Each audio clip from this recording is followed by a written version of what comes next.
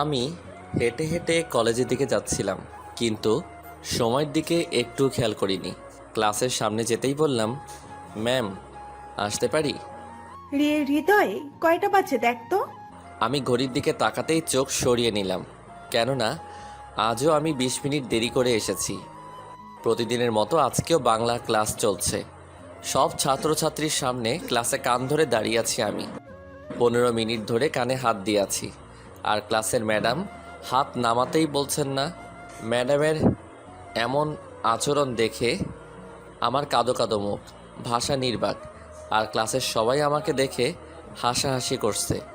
এমন সময় ক্লাসের ভিতর নীলা প্রবেশ করে কোনো রকম কথা না বলে আমার গালে ঠাস করে একটা থাপ্পড় বসিয়ে দিল। মেয়েটা হঠাৎ করে আমাকে থাপ্পড় মারাতে ক্লাসটা নিথর হয়ে গেছে। কেউ বিশ্বাস করতে পারছে না এ কী হলো ক্লাসে। ক্লাসের ম্যাডাম বলে উঠলেন, কি হয়েছে মা? তুমি এভাবে ক্লাসের ভেতর ঢুকে কোনো রকম কথা না বলে হৃদয়কে থাপ্পড় মারলে কেন?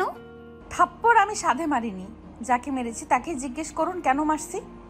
হৃদয়, তুমি এমন কি করছো যার কারণে এই মেয়েটা এমন ভাবে তোমাকে থাপ্পড় মারলো, তাও আবার একটা ক্লাসরুমে, ক্লাস চলাকালীন অবস্থায়? ম্যাডাম, আমি কিচ্ছু করিনি, বিশ্বাস করুন। আর জানি না আমাকে কেন এমনভাবে মারলো মেয়েটা। সব মিথ্যা কথা, সব তুমি সব জানো। তুমি আমার বান্ধবীর সাথে এমনটা না করলেও পারতে। আমি আপনার বা বা বান্ধবী? কি বলছেন এসব? ন্যাকা, কিচ্ছু জানে না, ভাজা মাছটা উল্টে খেতে জানে না মনে হচ্ছে। আচ্ছা মা, আমাকে বলো তো কি হয়েছে?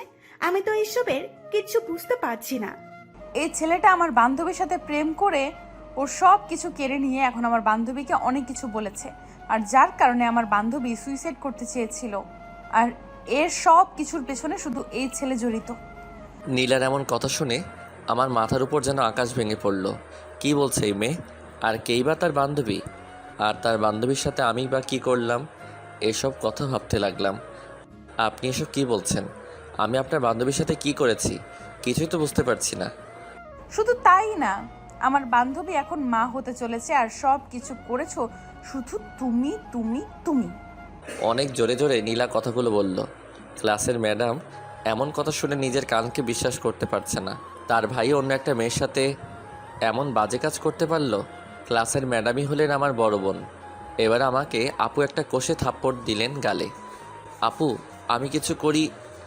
চুপ, একদম চুপ। তোকে এতদিন এত কষ্ট করে মানুষ করলাম, আর তার প্রতিদান তুই এভাবে দিলে? তোকে আমার ভাই ভাবতেও লজ্জা লাগছে। ছি ছি ছি। আমি আপুর মুখে এমন কথা শুনে কেঁদেই দিলাম। এবার চোখ থেকে অঝরে জল ঝরছে। ক্লাসটা পুরাই স্তব্ধ হয়ে গেছে। সকল ছাত্রছাত্রীরা কিছুক্ষণ আগে আমাকে দেখে হাসছিল, আর এখন তারা সবাই স্তব্ধ। নীলার বান্ধবীর সাথে আমার রিলেশন হয়েছিল, আর এখন তার গর্ভে আমার সন্তান, তাও আবার অবৈধভাবে। নীলা এমন করুণ অবস্থা জেনে আর চুপ করে থাকতে পারিনি। তার বান্ধবী এসব কথা আমাকে বলাতে আমি মেনে নেইনি, আর তার কারণে নীলার বান্ধবী আত্মহত্যা করতে চেয়েছিল। তারপর ঘটল এক অন্যরকম ঘটনা। কিছু ছেলে এসে আমার শার্টের কলার চেপে ধরে ক্লাসের ভিতর থেকে বের করলো, আর সোজা মাঠের মধ্যে নিয়ে গেল। এসব ঘটনা আপু নিজের চোখে দেখে কান্না শুরু করে দিল, কারণ মা বাবা মারা যাবার পর আমাকে অনেক আদর দিয়ে বড় করেছেন। আমি তার একমাত্র সম্বল, তাছাড়া আর কেউ নেই। অনেক কষ্ট করে আমাকে এত বড় করেছে। এদিকে আমার চারদিক অন্ধকার হতে লাগলো, কারণ এসব ঘটনার কিছুই বুঝতে পারছি না। কিছুক্ষণ পর একটা গাড়িতে করে কিছু লোক আসলো, হাতে লাঠি নিয়ে। মনে হচ্ছে আমাকে মারবে। নীলা বলে উঠল, ভাইয়া, এই ছেলেটা আমার বান্ধবীর সাথে অমন আচরণ করেছে। তুই নিশ্চিন্তে থাক নীলা, তোর বান্ধবীকে যে ক্ষতি করেছে তাকে এত সহজে ছাড়ছি না। ভাইয়া, তুমি এই ছেলেকে এমন শাস্তি দাও যেন আর কখনো কোনো মেয়ের সাথে এমন করতে না পারে। এতক্ষণে মাঠের মাঝে কলেজের অনেক স্টুডেন্ট এসে গেছে। অনেকে বলেছে, কি ব্যাপার, বাংলা ম্যাডামের ভাইকে এভাবে ওরা এনে কি করবে? কিছুক্ষণ পর নীলার বাবাও চলে আসলো কলেজ মাঠে। আর নীলার বাবা হলেন এমপি, তাই তার হাতে অনেক ক্ষমতা, আর সেই ক্ষমতার প্রয়োগ নীলা এমন করছে। আপু এসব নিজ চোখে দেখতে না পেরে কাঁদতে কাঁদতে চলে গেল। নীলার বাবা বলল, মা নীলা, কোন ছেলেটা তোর বান্ধবীর সাথে এমন আচরণ করেছে? আমাকে দেখিয়ে বলল, বাবা, এই ছেলেটা করেছে এমন আচরণ। তাহলে তুমি সেই ছেলে যার কারণে আমার মেয়েও কান্না করেছে? তুমি জানো, আমার মেয়ে নিজের জন্য না, তার বান্ধবীর জন্য কান্না করেছে। আর এ সব কিছু তোমার জন্য হয়েছে। কথাটা বলেই সকল স্টুডেন্টসের সামনে আবার একটা থাপ্পড় মারলো আমাকে। স্যার বিশ্বাস করুন, আমি এসবের কিচ্ছু জানি না। বাবা ও মিথ্যা কথা বলছে, ও সব জানে। এসব ঘটনা কলেজের প্রিন্সিপাল জেনে গেলেন। প্রিন্সিপালেরও বিশ্বাস হচ্ছে না এসব কথা। বাহ বাহ বাহ, বেশ তো কান্না করতে পারো দেখছি। আমার বান্ধবীর সাথে নষ্টামি করে এখন কান্না করা হচ্ছে। নষ্টামি করার আগে ভাবেননি? আমি নীলার কথা শুনে চুপ করে আছি, কোনো কথা বলছি না। কি হলো, কথা বলুন, চুপ করে আছেন কেন? আর কি বা বলবো তাকে, কারণ কথা বলার কোনো ভাষাই খুঁজে পাচ্ছি না। আমাকে পুরো কলেজের ছাত্রছাত্রীরা নানানভাবে ধিক্কার দিতে থাকলো। সবার এমন আচরণে আমার মনে হচ্ছে এর থেকে মৃত্যুই ভালো। সব ছেলেগুলো আমাকে মারতে এগিয়ে আসলো। লাঠি দিয়ে আঘাত করবে এমন সময় নীলার বান্ধবী নীরা, যার জন্য এত কিছু, সে চিৎকার করে বলল, নীলা, ওই ছেলেটা নয়, ওকে মেরো না। নীলার এমন কথা শুনে নীলা তার কানকে বিশ্বাস করতে পারছে না। এসব ভাবতেই নীলার গা শিহরে উঠছে। নীরা এসে বলল, নীলা, এসবের মানে কি? এই ছেলেটাকে? নীরা, তোর সাথে যে ছেলেটা চিট করেছিল সে এই ছেলেটা না? নীলা, তুই রং জায়গায় এসে পড়েছিস। এই ছেলেকে তো আমি চিনিই না। আর আমার সাথে যে ছেলে চিটিং করেছে সে তো এই ছেলে না। নীলার মুখে এমন কথা শুনে নীলা স্তব্ধ। কি বলবে ভাষা হারিয়ে ফেলেছে। নীলার চোখেও জল জমে গেছে। নীলা আমার কাছে গিয়ে বলল, সরি। 7 দিন পর প্রতিদিনের মতো আজকেও আমি ক্লাসে দাঁড়িয়ে আছি। এটা প্রতিদিনের রুটিন। দাঁড়িয়ে দাঁড়িয়ে ভাবছি মেয়েটাকে কি ব্লক করাটা আমার ঠিক হয়েছে। সেদিনের পর আমার কাছেও আসেনি, আর কোনো প্রকার যোগাযোগই করেনি। এসব ভাবতে লাগলাম আনমনে। এমন সময় কে যেন বলে উঠল, আসতে পারি ম্যাডাম? মেইলি কণ্ঠ, আর কণ্ঠটাও কেমন চেনা চেনা লাগছে। তারপর দরজার সামনে চোখ মেলে আমি 1000 ভোল্টেজের ইলেকট্রিক শক খেলাম। আর মনে মনে বলছি, আরে এ তো সেই মেয়েটা যে আমার কাছে ক্ষমা চেয়েছিল, আর পরে আমি ক্ষমা চেয়েছি। এমন সময় ম্যাডাম বলে উঠলেন, জি আসো। নীলা ক্লাসের ভিতরে প্রবেশ করলো আর বেঞ্চে গিয়ে বসলো। ক্লাসের সকলে ড্যাব ড্যাব করে তাকিয়ে আছে নীলার দিকে। শুধুমাত্র আমি তাকাচ্ছি না তার দিকে। সত্যি বলতে নীলা অনেক সুন্দর দেখতে, যে কোনো ছেলে পাগল হয়ে যাবে। ক্লাসের বাকি মেয়েরাও মনে হয় তার উপর ক্রাশ খেয়েছে, না হলে এভাবে তাকিয়ে থাকে। ক্লাসের ম্যাডাম বিষয়টা বুঝতে পেরে বললেন, ব্ল্যাকবোর্ডের দিকে তাকাও। ম্যাডামের কথা শুনে সবাই তাকালো ব্ল্যাকবোর্ডের দিকে। নীলার মাথায় একটা জিনিস আসছে না, আর তা হলো ক্লাসের সবাই বসে ক্লাস করছে আর আমি দাঁড়িয়ে। আর মনে মনে বলল, সেদিন ক্লাসে এসেও দেখছি দাঁড়িয়ে থাকতে, আর আজকেও দেখতেছি দাঁড়িয়ে থাকতে, ব্যাপারটা কি? পায়ে আবার কোনো সমস্যা নেই তো ছেলেটার? আরে না না, পায়ে সমস্যা হলে তো হাঁটতেই পারবে না, আর ও তো হাঁটতেও পারে, তাহলে কাহিনীটা কি? নীলা আমার দিকে বারবার আর চোখে তাকাচ্ছে, আর আমি সেটা লক্ষ্য করে অনেক লজ্জা বোধ করছি, কারণ দাঁড়িয়ে আছি দেখে।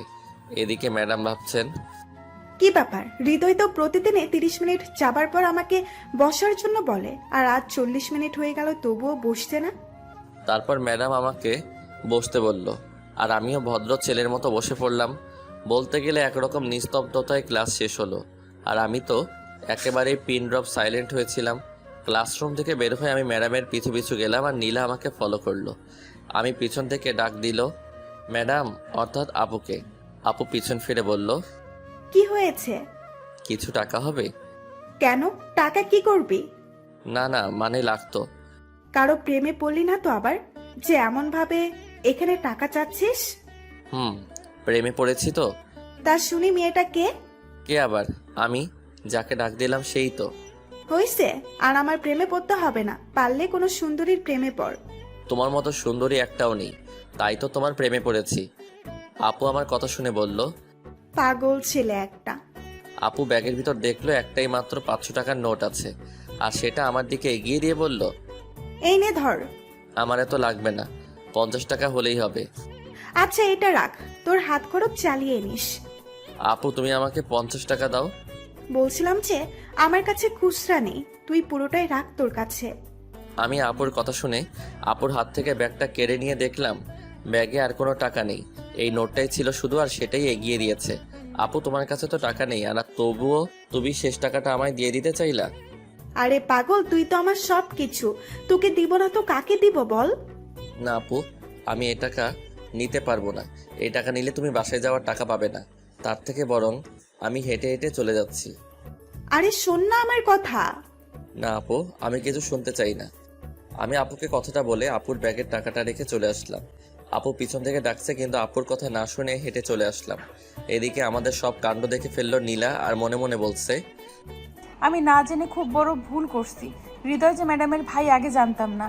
আর এখন ম্যাডাম কি আমায় ক্ষমা করবে? নানান রকম প্রশ্ন নীলার মাথায়। নীলা দেখলো আমি চলে যাচ্ছি হেঁটে হেঁটে, তাই দৌড়ে আমার সামনে এসে দাঁড়ালো। এই শোনো, দেখুন আপনি করে বললে খুশি হব। কি বলবেন তাড়াতাড়ি বলুন, আমার অনেকটা পথ যেতে হবে। বলছিলাম কি চলো না, তোমাকে আমি নামিয়ে দেই আমার গাড়িতে করে। সরি, কেন? লাগবে না আমাকে ড্রপ করতে। আমি ছোট খোকা না যে আমাকে ড্রপ করে দিতে হবে। সরুন সামনে থেকে আমার। কথাটা বলে আমি নীলার পাশ দিয়ে জোরে জোরে হাঁটা শুরু করে দিলাম। আমি রাস্তা দিয়ে হাঁটছি, এমন সময় পিপ পিপ পিপ পিপ পিছন থেকে গাড়ির হর্নের শব্দ শুনতে পাচ্ছি আর রাস্তার পাশ দিয়ে গেলাম। আবার কিছুক্ষণ পর একইভাবে হর্ন বাজলো। এবার আমি ভাবলাম কি ব্যাপার, আমি তো সাইড দিলাম তবুও এমনভাবে হর্ন বাজায় কেন? আমি পিছন ফিরে তাকিয়ে দেখলাম আর চমকে উঠলাম, কারণ সে আর কেউ নয়, নীলাই।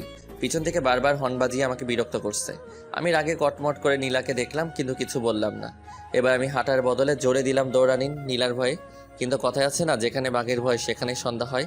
নীলাও গাড়ি চালানোর স্পিড বাড়িয়ে দিল আর আমার পিছু পিছু ছুটলো এবং নন স্টপ হর্ন বাজিয়ে যাচ্ছে। আর তার হর্নের শব্দে রাস্তার পাশের লোকও কানে আঙুল দিয়ে রইল। আমি খুব জোরে দৌড়াচ্ছি আর নীলা আমার পিছু পিছু আসছে। এবার আমি একটু থামলাম আর জোরে জোরে হাঁপাতে লাগলাম বুকে হাত দিয়ে। আর হাঁপাবই না কেন, কারণ যে জোরে দৌড়ানি দিছে। আমি থামার পর নীলাও গাড়ি স্টপ করলো। আমি খুব রেগে গেলাম নীলার উপর আর নীলার কাছে গিয়ে বললাম, এই যে ম্যাডাম, কি সমস্যা আপনার? তখন থেকে পিপ পিপ পিপ দিয়েই যাচ্ছেন, তাও আবার নন স্টপভাবে। আমার গাড়ি আমি পি পি পি আমি বাজাইতেই পারি, তাতে তোমার কি? আচ্ছা আপনি কি চাচ্ছেন বলুন তো? লিফট? আমি কাউকে কিছু দিতে পারবো না, সরি। আরে আমি নিব না, আমি আপনাকে লিফট দেব। আর না হলে পিপি বাজাতেই থাকবো কিন্তু। আমি কারো কাছ থেকে লিফট নিতে পারবো না। তারপর আশেপাশের কিছু লোক ডাকলাম আর ঘটনা খুলে বললাম। লোকগুলো যখনই নীলাকে দেখলো আর সবাই পালিয়ে গেল। আমি এর কিছুই বুঝতে পারলাম না। আবার হাঁটা শুরু করলাম আর নীলা ঠিক একইভাবে তার কাজ চালিয়ে যাচ্ছে। এবার আমি আর সহ্য করতে না পেরে কানের ভিতর 2 আঙ্গুল দিয়ে আবার দিলাম দৌড়। আর দৌড়াতে দৌড়াতে বাসায় এসে পৌঁছালাম। বাসায় গিয়ে সোজা ধপ করে বিছানায় পড়ে গেলাম আর বলতে লাগলাম, বাপরে বাপ, এই মেয়ে না গন্ডি রে বাবা, কেউ এমন করে নাকি? এই কাজ আমি করলে ইফটিজিংয়ের নাম করে 1 কোটি কেস বানানো হতো, অথচ কেউ কিছু না বলে পালিয়ে গেল। রাতের খাওয়া শেষ করে আমি শুয়ে শুয়ে আজ রাস্তায় যা ঘটে গেল তা ভাবছি আনমনে। অমনি ধপাস করে একটা শব্দ হলো ঘরের ভিতর। আমি লাফ দিয়ে বিছানা থেকে উঠে পড়লাম আর একজনকে দেখে আউ করে চিৎকার করে দিলাম। আমার চিৎকার শুনে আপু দৌড়ে ঘরে দরজার কাছে এলো। আর একটি চিৎকার দিবে এমন সময় নীলা এসে আমার মুখ চেপে ধরলো। খবরদার চিৎকার দিবে তো তোমাকে ফাঁসিয়ে দেব আর বলবো তুমি আমাকে জোর করে এত রাতে তোমার ঘরে নিয়ে আসছো। আমার মুখ চেপে ধরে আছে নীলা আর আপু ঘরের বাইরে থেকে আমাকে ডাক দিচ্ছে, কিন্তু আমি কোনো কথা বলতে পারছি না। আমি তোমার মুখ থেকে হাত সরিয়ে নিচ্ছি। তোমার আপুকে বলবা ঘরে কিচ্ছু হয়নি, বলবা খারাপ স্বপ্ন দেখেছি। যদি উল্টাপাল্টা কিছু বলো তাহলে খবর আছে। নীলার এমন কথা শুনে কি করব বুঝতে পারলাম না। তারপর বললাম, আপু কিচ্ছু হয়নি আমি ঠিক আছি। খারাপ স্বপ্ন দেখেছিলাম তো, তাই এমন চিৎকার দিছি। আমি কথাগুলো ঘরের ভিতর থেকে বললাম। ভাই তুই একটু দরজাটা খোল প্লিজ, আমি একটিবার তোকে দেখেই চলে যাব। আমার কেমন জানি লাগছে হৃদয়, প্লিজ খোল না বাবা দরজাটা একটু। নীলা মনে মনে ভাবলো, যদি হৃদয়ের বোন ঘরে এসে পড়ে তাহলে তো সর্বনাশ হয়ে যাবে আর আমি ধরা পড়ে যাব। না, যে করেই হোক সামলাতে হবে। ওই খবরদার যদি দরজা খুলছো তাহলে মজা কাকে বলে বুঝিয়ে দেব। প্লিজ আপনি আমার ঘর থেকে চলে যান, আমি ঘরের দরজা খুলে আপুর কাছে যাব। এই তুমি কি ছোট খোকা নাকি যে আপুর কাছে থাকতে হবে? যা বলছি করবি নাকি আমি কিছু করব? এইদিকে আমি ঘরের বাইরে থেকে ভাবছি কি হলো, এখনো ঘরের দরজা খুলছে না কেন? কি হয়েছে ঘরে? হৃদয়, ওই হৃদয় ভাই, দরজাটা তো খোল। আমার ভালো লাগছে না, তোকে একটু দেখবো আর চলে যাব। কার সাথে ফিস ফিস করে কথা বলছিস? আমি মনে মনে বলছি এবার বুঝি ধরা খাই। না আপু, কই কারোর সাথে কথা বলছি না তো। আমি একাই আছি ঘরের মধ্যে, আর কেউ নাই। কেউ নাই? তাহলে তোর দরজা খুলতে কি সমস্যা? দরজা খুলবি নাকি দরজা ভেঙে ফেলবো? আমি ভাবছি এই রে, এবার আমি শেষ। আপু তো রেগে গেছে, এখন কি করি? এই মেয়ে, তোমার জন্য আজ আমার এই অবস্থা। কেন আসতে গেলে আমার ঘরে এত রাতে? বারে আসবো না কেন? আমাকে এতদিন ধরে ঘোরাচ্ছ কেন? আমি কি করলাম আপনার সাথে? প্লিজ আপনি চলে যান, নয়তো কোথাও লুকিয়ে থাকুন। আপু যে পরিমাণ রেগে গেছে তাতে দরজা খুলতেই হবে। আমি কোথাও লুকাতে পারবো না, দরকার হলে তুমি লুকাবে। প্লিজ আপনি আমার সাথে এমন করবেন না। আপনাকে হাত জোর করে বলছি আপনি চলে যান। না, আমি যাব না এখান থেকে। অনেকটা জেদ নিয়ে বলল নীলা। আপু আবার বলে উঠলেন, হৃদয়, কি হলো? দরজাটা খুলছিস না কেন? আপনি প্লিজ কোথাও লুকান, না হলে আমি শেষ হয়ে যাব আজ। আমি অনেক অনুরোধ করে বলছি নীলাকে। এবার নীলা আমার কথা মতো খাটের নিচে লুকিয়ে পড়ল, আর আমি গিয়ে ঘরের দরজা খুলে দিলাম। আপু ঘরের ভিতর প্রবেশ করলো। কিরে, এতক্ষণ লাগে তোর ঘরের দরজা খুলতে? কার সাথে এমন ফিস ফিস করে কথা বললি? না না না, কই কারোর সাথে না। আমি তো একা একা কথা বললাম। আর কি, তুমি দেখো কেউ নেই ঘরে। কিরে, তোর কি হয়েছে? কি তুই তো কখনো তুতলাস না, আজ এমন কি হলো যে তুতলাচ্ছিস? না আপু, আমার কিছু হয়নি। তুমি যাও তো, আমি ঘুমাবো। ভাই বোনের সব কথা আমি খাটের তলা থেকে শুনছি আর মুচকি মুচকি হাসছি। তোর ঘরে কেউ একজন আছে, আমি একটু খুঁজে দেখি। আপু কেউ নেই আমার ঘরে, বিশ্বাস করো। আমি খুঁজলে তোর কোনো সমস্যা? না মানে আমার আবার কি সমস্যা? আচ্ছা, খাটের নিচে দেখি তো কাউকে পাই কিনা। বোনের মুখে এমন কথা শুনে আমার হার্ট অ্যাটাক করার মতো অবস্থা। আর এদিকে নীলাও মনে মনে বলছে, আজ আমিও গেলাম। আমি ভাবছি এখন যদি আপু নীলাকে দেখে ফেলে তাহলে তো আমাকে, শালা নীলাটাও আর আসার সময় পেল না, রাতের মধ্যে আসতে হলো। না না আপু, খাটের নিচে কেউ নেই তো। কেউ নেই? তাহলে আমি দেখলে কি সমস্যা তোর? না না, সমস্যা নেই তো। বলছিলাম কি, তুমি যাও, আমি ঘুমাবো। কোনো ঘুমাঘুমি নেই, আজ ভাই বোন সারা রাত গল্প করব। কি? হ্যাঁ গল্প। আচ্ছা সর, আগে খুঁজে দেখি কে আসছিল তোর ঘরে। আপু আমার কোনো রকম কথা না শুনে খাটের নিচে লাইট মেরে দেখতে লাগলো, আর আমি করে একটা বড় চিৎকার দিলাম। আর আপু খাটের নিচে দেখলো। এত রাতে এমন রাক্ষসের মতো চিল্লাচ্ছিস কেন? খুশিতে চিল্লাচ্ছি, আপুর খুশিতে। হয়েছে হয়েছে, আর ঢং করতে হবে না, অনেক রাত হয়েছে, এখন লক্ষ্মীর ছেলের মতো ঘুমিয়ে পড়। আপু খাটের নিচে কেউ নেই? না, কেউ নেই, এখন ঘুমিয়ে পড়। সত্যি কেউ নেই? সত্যিই কেউ নেই। কথাটা বলেই চলে গেল আপু ঘর থেকে, আর সাথে সাথে আমি ঘরের দরজা বন্ধ করে দিলাম। আর ভাবছি কি ব্যাপার, নীলা গেল কোথায়? খাটের নিচেই তো ছিল। আমি এবার খাটের নিচে তাকিয়ে দেখলাম ঠিকই তো, নীলা নেই খাটের নিচে। তাহলে গেলটা কোথায়? আমি ভাবছি ভূত নয় তো আবার। ও আপু তুমি গেলা কেন? আমার বড্ড ভয় করছে। আমি খাটের নিচে তাকিয়ে আছি, এমন সময় নীলা আমার পিঠে টোকা দিল, আর আমি ভাবলাম ভূত, তাই আবার চিৎকার দেওয়ার আগে আমার মুখ আবার চেপে ধরে বিছানায় ধপাস করে পড়ে গেলাম। আমি আর নীলা আমার বুকের উপর পড়ে আছে, আর আমি অপলক নয়নে তাকিয়ে আছি নীলার চোখের দিকে। চোখ এক বিন্দু সরাচ্ছি না। এই যে হ্যালো, এমন করে কি দেখছো? নীলার কথা শুনে আমার ঘোর কেটে গেল, আর নীলাকে সরিয়ে দিয়ে বিছানা থেকে নেমে গেলাম। কই কিছু না তো, কি আবার দেখব? আপনি প্লিজ আমার ঘর থেকে চলে যান, নয়তো আপু আসলে আর রক্ষা হবে না। চলে যেতে পারি একটা শর্তে। আমার অপরাধগুলো তোমাকে ক্ষমা করে দিতে হবে। আচ্ছা ঠিক আছে, দিলাম, এবার প্লিজ যান। না, এভাবে বললে হবে না, তোমাকে বলতে হবে নীলা তুমি খুব ভালো একটা মেয়ে, তোমার সমস্ত অপরাধ আমি ক্ষমা করে দিলাম। আমি ভাবছি এখন নীলার কথা মেনে নেওয়া ছাড়া আর কোনো রাস্তা নেই, তাই বাধ্য হয়ে বললাম, নীলা তুমি খুব ভালো, খুব মিষ্টি, তোমার সব কিছু অপরাধ ক্ষমা করে দিলাম। এই তো, গুড বয়। এবার প্লিজ যান। আচ্ছা আচ্ছা, যাচ্ছি। তারপর নীলা আমার ঘর থেকে চলে গেল মুচকি মুচকি হাসতে হাসতে, আর আমি একটা হাঁপ ছাড়লাম আর বলছি, যাক বাবা বাঁচলাম, ভাগ্য ভালো আপু দেখে নাই, যদি দেখতো না জানি কি বলতো আমাকে। এদিকে রাতে ঘুমাতে পারছি না, শুধু নীলার মুখটা চোখের সামনে ভেসে আসছে। নীলাকে ভাবতে ভাবতে একসময় ঘুমিয়ে পড়লাম। হঠাৎ করে দরজায় ঠক ঠক কেউ শব্দ করছে। আমি খুব বিরক্ত হয়ে গেলাম, আর বিছানা থেকে উঠে দরজা খুলতে গেলাম। দরজা খোলা মাত্রই দেখতে পেলাম নীলা মুচকি মুচকি হাসছে। প্রথমে ভাবলাম চোখের সমস্যা বোধ হয়, পরক্ষণে চোখ দুটো কষলিয়ে দেখলাম না ঠিকই আছে, এটা নীলাই। নীলাকে দেখে আবার আমার অবস্থা খারাপ হয়ে গেল। ভাবছি কালকে রাতেই না চলে গেল, এখন আবার আসলো কেন? আর তাছাড়া এখন তো আপু বাসায় আছে। আমি হাঁ করে তাকিয়ে আছি নীলার দিকে। এইভাবে তাকিয়ে আছি দেখে নীলা আমাকে আস্তে করে একটা ধাক্কা দিয়ে ঘরের ভিতর প্রবেশ করলো, আর আমার জামা প্যান্টগুলো বের করলো। এই আপনার কি মাথা খারাপ হয়ে গেছে নাকি? আপনি আবার আমার ঘরে এসে আমার জামা প্যান্টগুলো বের করছেন কোন সাহসে? রেগে কোনো লাভ নেই, আপনি এখন আমার সাথে ঘুরতে যাবেন, তাই আপনার জামা গোছাচ্ছি। আপনি এসব কি বলছেন? ঘুরতে যাব মানে? কোথায় ঘুরতে যাব? আমি কোথাও যাব না বলে দিলাম। আপনাকে কে বাসায় ঢুকতে দিয়েছে? আরে আস্তে আস্তে, এত জোরে জোরে প্রশ্ন করলে উত্তর দেব কিভাবে? প্রথমত আমি এসব ঠিকই বলছি, আর দ্বিতীয়ত আমার সাথে ঘুরতে যাবেন, তৃতীয়ত আমার যেখানে ইচ্ছে হবে নিয়ে যাব, আর চতুর্থত হলো আপনার বোনই আমাকে বাসাতে ঢুকতে দিয়েছে। কি? আপু ঢুকতে দিয়েছে? নীলা একটা মুচকি হাসি দিয়ে বলল। হ্যাঁ।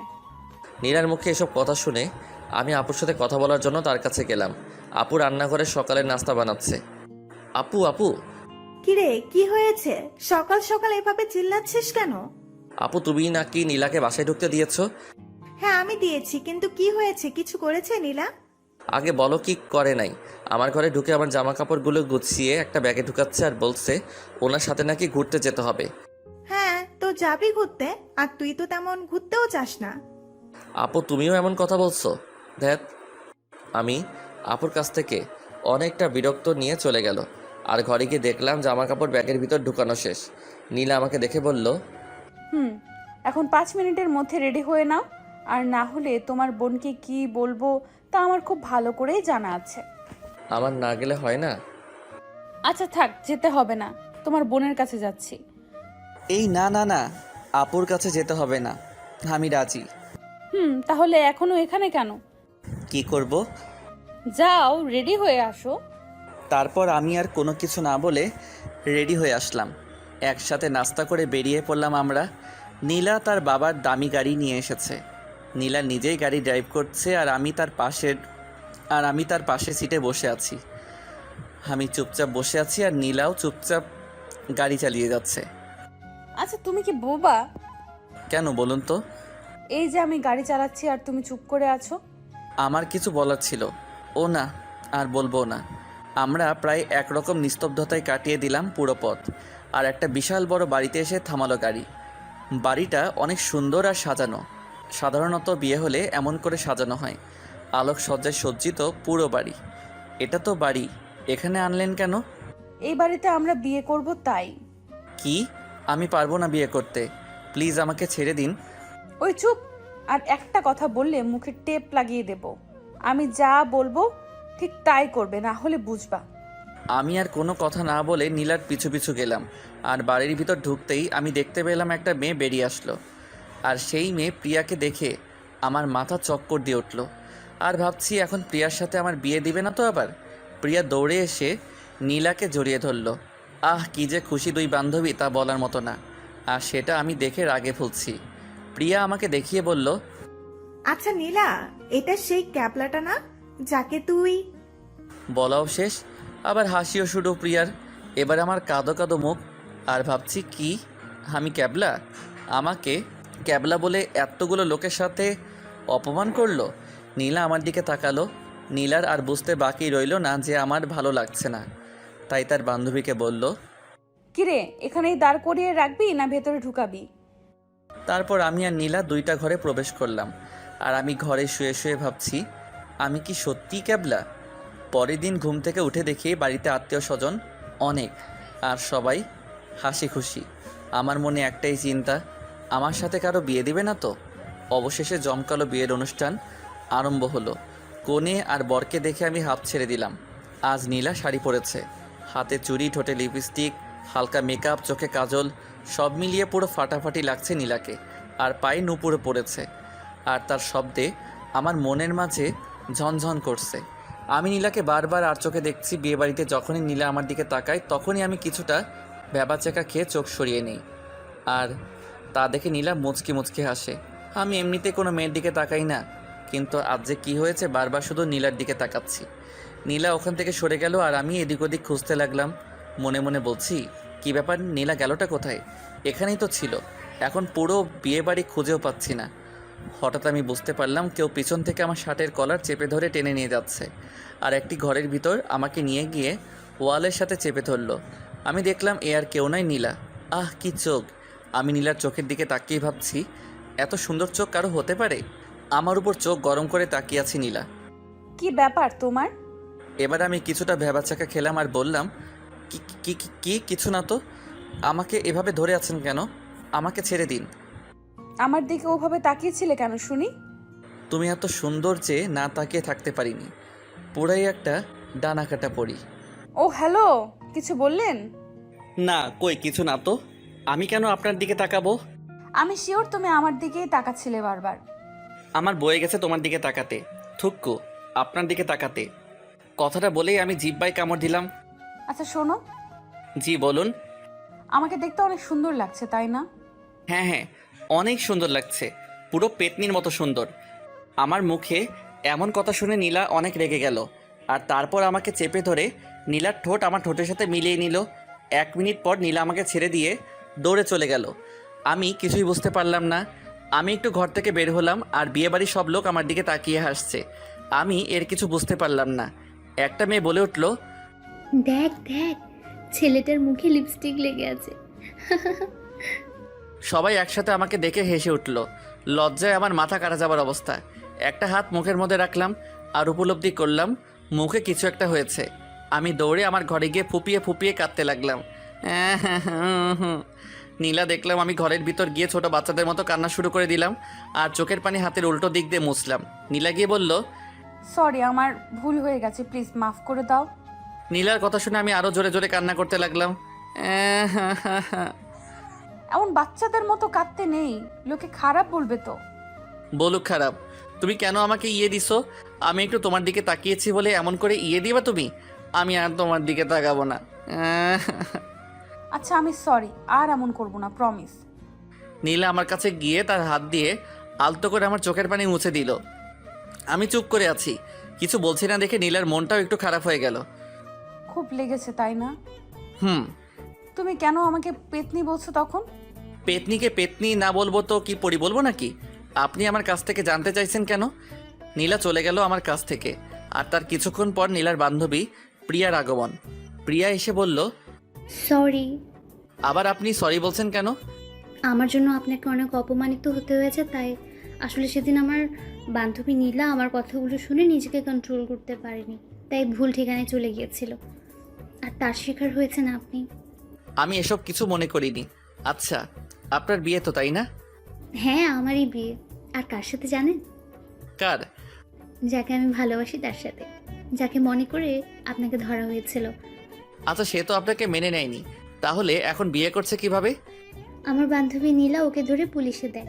প্রথমে অনেক মারপিট করে, শেষেও আমাকে বিয়ে করার জন্য রাজি হয়। আর এই সব কিছু নীলার জন্য সম্ভব হয়েছে। আমি নীলার মতো একটা বান্ধবী পেয়ে ধন্য। নীলা খুব পচা, আমাকে ইয়ে দিছে নীলা। কি ইয়ে দিছে? কই দেখি দেখি। আমি না দেখে হাত দিয়ে থাকলাম। মেঘা চলে গেল আরও কিছু কথা বলে। এখন আমার কাছে সব কিছু পরিষ্কার হলো, কারণ মেঘারই বিয়ে, অনেক ধুমধামে বিয়ে হলো। সবাই অনেক খুশি এই বিয়েতে। বিয়ের অনুষ্ঠান শেষে আমিও নীলা বাসায় চলে এলাম। আমার সাথে নীলা সবসময় ঝগড়া লেগেই থাকে। বেশ ভালো বন্ধুত্ব হয়েছে আমাদের মাঝে। ক্লাসে একই বেঞ্চে বসি আমিও নীলা। মাঝে মাঝে যখন আমি ক্লাসে দাঁড়িয়ে থাকি, তখন নীলা আমার শরীরে চিমটি কাটে, আর তখন আউ করে চিৎকার করে উঠি। একদিন বাসায় এসে দেখি আমার গিটার নেই। আপু, ও আপু, কই তুমি? কি হয়েছে? আমার গিটার তো এখানে ছিল, পাচ্ছি না কেন? তোর গিটার কোথায় ছিল তা তুই ভালো জানিস, আর আমি তোর গিটার নিয়ে কি করব বল? আপু, সত্যি তুমি জানো না গিটার কোথায়? আরে না, সত্যি আমি জানি না গিটার কোথায়। বোনের কথা শুনে আমার মনটা খুব খারাপ হয়ে গেল গিটারের জন্য, কারণ মাঝে মাঝে এই গিটারই মন ভালো করে দেয়। আমি ভাবছি এই কাজ একমাত্র নীলার দ্বারাই সম্ভব, আর এই কাজ নীলাই করেছে। তাই আর এক মুহূর্ত দেরি না করে নীলার বাসায় চলে গেলাম। এখন নীলার বাসার সবার সাথে ভালো একটা রিলেশন গড়ে উঠেছে।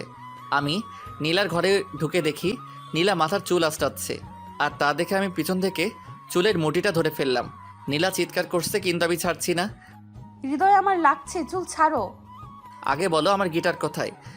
তোমার গিটার কোথায় আমি কিভাবে জানবো? আমার চুল ছাড়ো বলছি, লাগছে আমার। তুমি গিটার না দিলে আমি কখনোই চুল ছাড়বো না। নীলার চুল টেনে ধরার কারণে অনেক লাগছে নীলার। আমি কিছুতেই ছাড়ছি না চুল। নীলা একটা ধাক্কা মেরে আমাকে ফেলে দিল, আর আমি বিছানায় পড়ে গেলাম। নীলা বলল, ফাজলামির একটা সীমা আছে। তোমার গিটার আমি নেই নাই, আর একবার যদি গিটারের কথা বলো তাহলে মোটেও ভালো হবে না, কিন্তু বলে দিলাম। মহারানীর রাগ উঠল দেখছি, চোর কোথাকার।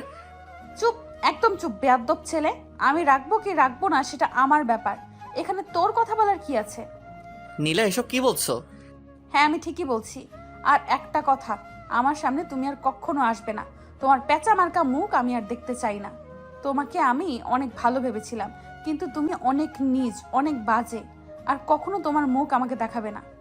নীলা আমাকে এভাবে আরও অনেক কথা শোনালো, আর এসব শুনে আমি প্রায় কেঁদেই দিচ্ছিলাম। আমি ভাবছি নীলা কি বলে এসব, আমি তো কখনো খারাপ কিছু করিনি, কোনো খারাপ ব্যবহারও করিনি, তাহলে আমাকে এসব বলছে কেন? আমি নীলাকে বললাম, নীলা অনেক হলো, আর মজা নিও না তো, চলো আজ ঘুরতে যাব। Just shut up. তোর মতো একটা ছেলের সাথে ঘুরতে যাব আমি? ইম্পসিবল। তুই অন্য কোনো মেয়ের সাথে ঘুরতে যা। নীলার কথা শুনে আমি পুরোই স্তব্ধ, কারণ এমন ব্যবহার এর আগে কখনো করেনি নীলা। আমি চুপ করে দাঁড়িয়ে আছি। কি হলো, এখনো এখানে আছো কেন? বেরিয়ে যাবে ঘর থেকে, না ভাইয়াকে ডাকবো? এবার আর সহ্য করতে না পেরে আমি চলে গেলাম নীলার বাসা থেকে, আর নানান রকম ভাবতে থাকলাম, কারণ আজ যেটা হলো সেটা কখনো আশা করিনি। আর এদিকে নীলা বিছানায় শুয়ে কান্না করতে লাগলো, কারণ নীলা যে আমাকে ভালোবেসে ফেলেছে আর আজকের ব্যবহার করেছে, এই কারণে তা হলো আমি একটা গিটার কিনে আর বাজানো শিখে একদিন কলেজ ক্যাম্পাসে একটা মেয়েকে নিজের হাতে গিটার বাজানো শিখিয়েছি। আর সেই দৃশ্য নীলা খুব ভালো করে লক্ষ্য করে, আর পরে গিটারটা নিয়ে ভেঙে ফেলে। তারপর কি হলো তা তো জানেন সবাই। বাসায় এসে আমিও কান্না করলাম, আর ভাবছি এতদিন যার সাথে এত ভালো বন্ধুত্ব গড়ে উঠেছিল, আর সে কিনা আজ এভাবে সব কিছু শেষ করে দিল। 1 মাস পর আমারও নীলার মধ্যে কোনো যোগাযোগ নেই, ফেসবুকেও আমাকে ব্লক করেছে নীলা এই একটু সামান্য ভুলের জন্য। এদিকে নীলা প্রতিদিনই অপেক্ষা করে, এই বুঝি আমি আসবো, আমাকে ভালোবাসার কথা বলবে। আমিও নীলাকে খুব মিস করে নীলার সাথে কাটানো সময়গুলো। যখন মন খারাপ থাকতো তখন নীলা আমার গিটারটা বাজিয়ে গান শোনাতো, আর সেই গান এখন কেউ শোনায় না। আমি ইচ্ছে করেই নীলার সাথে কোনো প্রকার যোগাযোগ করিনি, কারণ নীলা বাধা করেছে, তাই আর আমি নীলাকে ভালোবাসি, তাই তার কথা ফেলবো কিভাবে। আর কিছুদিন পর ঘরের মধ্যে আমার চোখ বেয়ে টপ টপ করে অশ্রুকণা ঝরে পড়ছে। আমার এমন অবস্থা দেখে বোন এসে বলে, ভাই কি হয়েছে তোর, এভাবে কাঁদছিস কেন? আপু আরে কি হয়েছে বলবি তো নাকি? আপু নীলাকে আমি ভালোবাসি, ওকে ছাড়া থাকতে পারবো না আপু। আমার মুখে আজ এই প্রথম আপু শুনলো আমি কোনো মেয়েকে ভালোবাসি, আর সেই মেয়েটা নীলা। একটু মুচকি হাসি দিয়ে বলল, আরে পাগল ছেলে, ভালোবাসিস তো ভালো কথা, কিন্তু আমাকে এই কথা না বলে সেই মেয়েটাকে বললেই তো হয়। আপু ও আমাকে ওর কাছে যেতে বারণ করেছে, আর আরে কি বল? আর নীলার বিয়ে আজকেই। ওই চুপ, কাঁদবি না একদম, ছোট বাচ্চাদের মতো কাঁদে। আপু আমি তোমার কাছে নীলাকে চাচ্ছি, ওকে এনে দাও আপু। ওকে আজ 2 মাস থেকে দেখিনি, আর ফোনে ওর কিছু ছবি ছিল, ও সেগুলো ডিলিট করেছে। উফ, কান্নাটা থামাবি তুই? কেমন ছেলে তুই, ভালোবাসার কথা বলতে পারিস না? আর আমাকে বলা হচ্ছে আপুকে এনে দাও না। হ্যাঁ, মামার বাড়ির আবদার। নীলার বিয়ে যার সাথে হচ্ছে সেই ছেলেটা কি কোথায় থাকে আর কি করে? জানি না, আমি কিছু জানি না। আপু ভাবছে যে করে হোক বিয়ে আটকাতে হবে, তাই আর দেরি না করে সোজা নীলার বাসায় গেল আপু। গিয়ে দেখলো নীলা লাল বেনারসি পরে বসে আছে, অনেক লোকজন এসেছে বিয়েতে। নীলা আপুকে দেখে একটু অবাক হলো। আপু আর দেরি না করে বিয়ে বাড়িতে থাকা সকল লোকের সামনে নীলাকে বলল, নীলা, তুমি জানো আমার ভাইটা আজ অব্দি কিচ্ছু চায়নি, কিন্তু আজ চেয়েছে। আর সেটা কি জানো? সেটা হলো তুমি। আমার ভাইটা তোমাকে অনেক ভালোবাসে, তাই তোমার কথা পালন করেছে। তোমার সাথে দেখাও করেনি, প্রতি রাত কেঁদেছে তোমার জন্য। নীলা নিজে কানে এসব শুনে বিশ্বাস করতে পারছে না। নীলার চোখ থেকে পানি পড়ছে, কিছু বলার ভাষা নেই। তারপর লক্ষ্য করলো আমি চলে এসেছি। নীলার সামনে দাঁড়িয়ে আছি, কেউ কিছু কথা বলছে না। যার সাথে নীলার বিয়ে হওয়ার কথা ছিল সেও অবাক কথা শুনে। নীলা দৌড়ে গিয়ে আমার বুকে ঝাঁপিয়ে পড়লো আর কাঁদতে লাগলো। আমাকে ভালোবাসো, আগে বলনি কেন? ভেবেছিলাম তুমি আমাকে ভালোবাসো, তাই তুমিই বলবে। গাধা, মেয়েরা ভালোবাসার কথা বলে না, ছেলেদেরই বলতে হয়। তারপর কিছু বাংলা সিনেমার মতো আমার আর নীলার বিয়ে হলো। সবাই অনেক খুশি, আর সব থেকে বেশি খুশি নীলা, কারণ সে তার ভালোবাসার মানুষটিকে পেয়েছে। বাসরাতে বসে আছে নীলা। আমি যাওয়া মাত্রই, খবরদার আমার কাছে আসবে না। কেন? তুমি আমাকে অনেক কষ্ট দিছো তাই। আর আমার কাছে আসতে গেলে 1000 বার কান ধরে উদ্বাস করতে হবে। এই নীলা আমি পারবো না, প্লিজ ক্ষমা করে দাও। কোনো ক্ষমা নেই, কথা বাড়ালে 2000 বার করতে হবে। কিন্তু না না, কোনো কিন্তু হবে না, যা বলছি তাই করতে হবে। কিছু উপায় খুঁজে না পেয়ে কান ধরে উঠবস করতে লাগলাম।